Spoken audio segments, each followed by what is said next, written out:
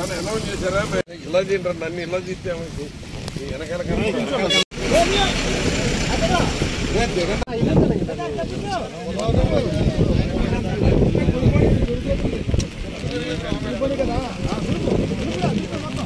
ఇంకా 5 రోజులు పడుతుంది లాగుతాం.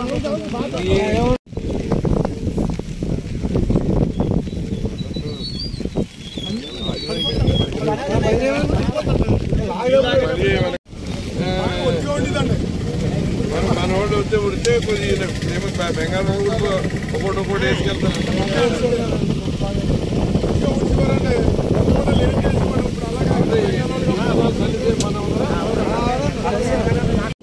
ఏమి ఇలాగెత్తారు 3 రోజులు ఏం చేయడానికి పోయినట్టేనా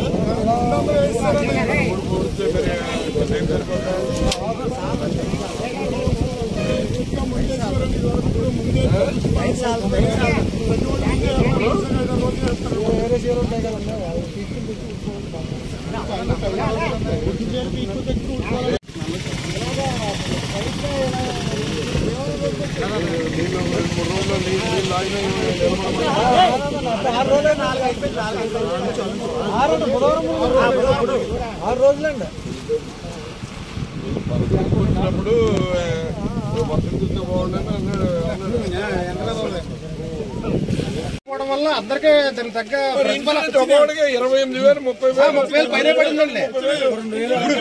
ఆ నందమూరు ఉందంటే దానికి దగ్గర దగ్గర 28,000 30,000 పడిందండి. నందమూరు అప్పుడు మునిగిపోయింది కదనమాట. అక్కడ ఆ టైంలో అప్పుడు 30,000 పడిందండి ఎకరానికి వచ్చి. ఎరగాలం మొత్తం ఎంత ఉంది అంతా కూడా 32,000. అలా కాదు అంటే మనం ఇలా చెప్పి వాళ్ళు ఏడుతారు కానీ పెంటపాడు మండలానికి ఇన్సూరెన్స్ అన్నది తెలియదు. ఎప్పుడు తెలియదండి. 2006లో నేను మొదటిసారి ఎమ్మెల్యే అయినప్పుడు మొత్తం అని ఇన్సూరెన్స్ రాయించి దగ్గర దగ్గర ఎన్ని కోట్లు తీసుకొచ్చాం. అందరికీ వచ్చింది. తర్వాత మళ్ళీ రెండోసారి ఇప్పుడు మొన్న మన టైం 3వసారి ఇప్పుడు ఈ ప్రభుత్వానికి అది అక్కర్లేదు. అన్నది ఇన్సూరెన్స్ రూపంలో ఇన్సూరెన్స్ కోసం గవర్నమెంట్ కొన్ని వేల కోట్ల రూపాయలు ఇన్సూరెన్స్ కట్టారు రైతుల తరఫున. ఇప్పుడు రైతు కట్టాలంటే కట్టే అలవాటు ఎవరికి ఉంది? ఇప్పుడు ఎవరుకుంటాడు? సపోజ్ 4 సంవత్సరాలు ఫస్ట్నే కట్టాడు, మొలగలేదు. ఇందులో అనవసరంగా డబ్బులన్నీ ఖర్చు పెట్టాం. మన 10 ఎకరాలు ఉంది. ప్రతి సంవత్సరం 2,500 3,000 కట్టేస్తున్నాం, 30,000 కట్టేసాం. ఏమది మనకేం ఖర్చు అవుతుందా అనుకుంటాడు రైతు. అని ప్రభుత్వం బాధ్యత. ప్రభుత్వం ఏం చేయాలి? మనం ఏదైతే మనం రైతుల్ని వ్యవసాయాన్ని నిలబెట్టాలంటే వ్యవసాయం నిలబెడతామంటే నువ్వు ఒకరికి నష్టం వస్తుంటే నిన్ను నిలబెడతామని కాదు. ఈ రాష్ట్రం ముందుకెళ్లాలంటే మీరు బాగుండాలి. మీరు పంట మీ చేతికి బాగా రావాలి. మీరు బాగుంటే మేము బాగుంటుంది, ప్రభుత్వం బాగుంటుంది. ఆ ఆలోచన లేదు ఈ ప్రభుత్వం.